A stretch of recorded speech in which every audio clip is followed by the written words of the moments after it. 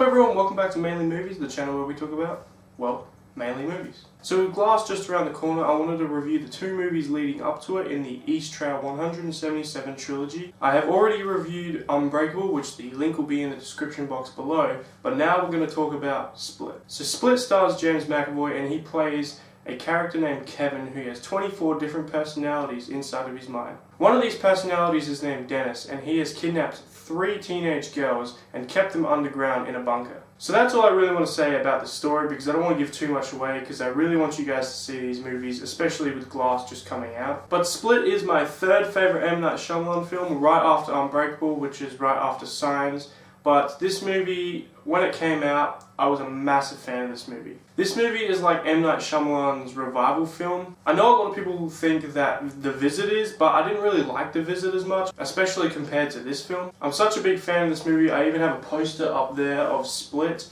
I really love this movie. It is crazy. The third act of this movie is really great, and we're going to get into the positives right away. So there's a lot of positives and there's a few negatives, but I'm going to get into that in a second. But right now, let's get into the positives. The first one, and the most obvious one, and I don't think you can talk about this movie without mentioning this, and that is James McAvoy's performance or performances. His characters in this movie are so great, and he does an amazing job at creating each personality with their own differences. You have Hedwig, who's like this 9-year-old kid, and he runs around and he says all this crazy stuff, like something like a 9-year-old would say. It's always funny to watch Hedwig. But you also have like Patricia and Dennis and there's another one, Barry. They're all kind of got their own different personalities. They feel completely like different people. Especially Patricia. The way he plays her is creepy. I mean, there's one scene where she's combing Anya Taylor-Joy's hair,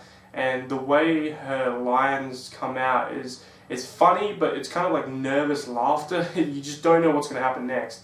And that's why I feel like his performance is just something to be recognized. Anya Taylor-Joy and Buckley have some very good performances here.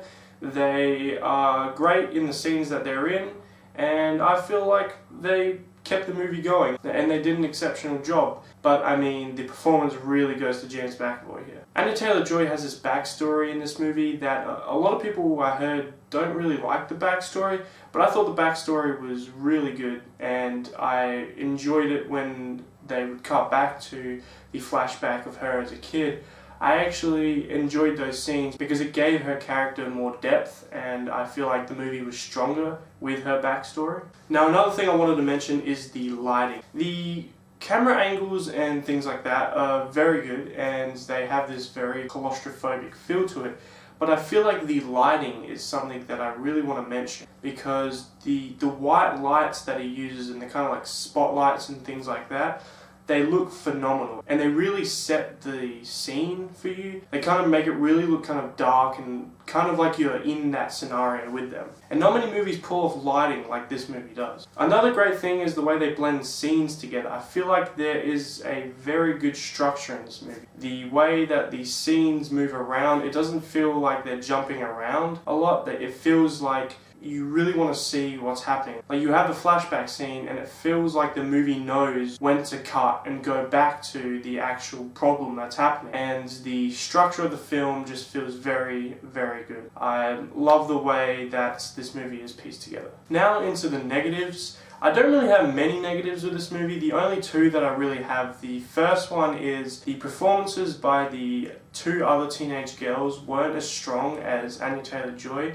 mainly because they gave her character more depth. They weren't terrible, but sometimes in a scene they just don't feel like people. They just feel like actors in a scene sometimes, and it doesn't come off as realistic as the other characters do. Now, the next negative I wanted to get into is something that kind of bothered me a little bit, was the pacing of the second act. It wasn't as strong as the first 2 acts, especially the third act. The third act in this movie is probably the best third act in any M. Night Shyamalan film. But the second act just wasn't that good because it focused more on Buckley's character and her trying to investigate which kind of personality she's talking to, and it kind of drags on a lot. And I kind of really just wanted to get to the third act because that's where everything kind of unravels. But they're my kind of little minor issues with the movie, it doesn't distract me from how great this movie actually really is, and it's definitely a movie that you need to watch, especially with Glass coming out. But not only just because with Glass coming out, I still feel like this is a good movie to watch if you haven't seen it. It's a very good contained thriller,